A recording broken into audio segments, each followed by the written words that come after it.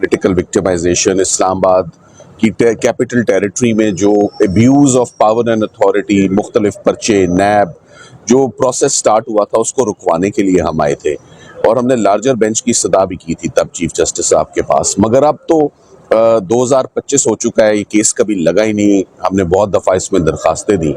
आज फाइनली जब 2 साल और 4 माह के बाद ये केस लग गया तो हमने आज जजेस को सिर्फ यही बताया है कि हम तो आए थे इसको रुकवाने, मगर हमें पता नहीं, उस वक़्त का हमें स्कोर पता लगा 127 केसेस का जो हमने फाइट किया।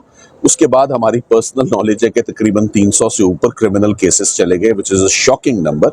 ये इम्पॉसिबल था to contest these number of cases, मगर इमरान खान साहब ने वो तमाम केसेस लड़े, उसमें हम तमाम केसेस में क्विटल्स हुए, जमानतें हो गई या ट्रायल्स ही कभी नहीं शुरू हुए।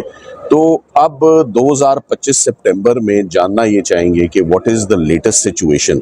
यानी एक जो टीम खेलने आती है उसको ये तो पता हो कि पिछली टीम स्कोर कितना बना के गई है, जिसको फॉलो करना है, कितने खिलाड़ी आउट हो गए हैं, कितने रन आउट हो गए हैं, कितने केसेस चल रहे हैं। सो आज बड़ी तफसीली हेयरिंग हुई है इस्लामाबाद हाई कोर्ट में। जज साहब ने हमें बड़ी पेशेंट हेयरिंग दी है। उन्होंने फ्रेश रिपोर्ट तलब की है तमाम इदारों से कि इमरान खान साहब के ऊपर स्टेटस क्या है, कितने केसेस पेंडिंग हैं, कितने केसेस कंक्लूड हो चुके हैं, कितनी कन्विक्शंस हैं। और उसमें सिर्फ नैब की जानिब से आज ऑफिसर्स आए हुए थे, FIA की तरफ से कोई नहीं था और इस्लामाबाद पुलिस की तरफ से कोई नहीं था।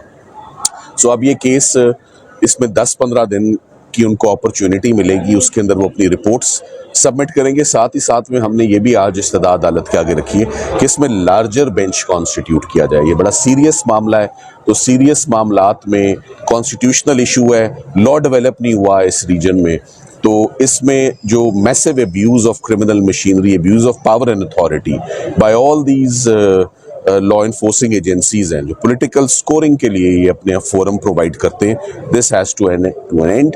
तो मेरा ख्याल है कि इंशाल्लाह ये आज एक पॉजिटिव डेवलपमेंट है।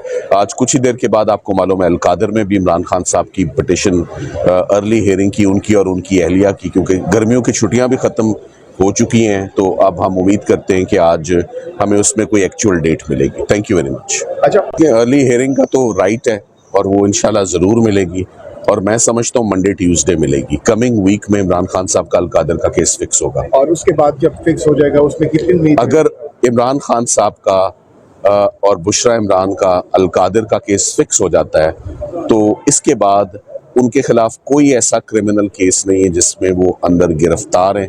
सब में या प्री अरेस्ट चल रही हैं या बरी हो चुके हैं। तो अगर अलकादर केस में मुस्बत फैसला आता है, जो कि आना चाहिए खान साहब का और उनकी एहलिया का, तो उसी दिन मैं उनकी रिहाई एक्सपेक्ट करता हूँ। अगर ये फैसला आइंदा वीक में इसकी समाअत हो जाए और हमारे हक में फैसला इंशाल्लाह आएगा।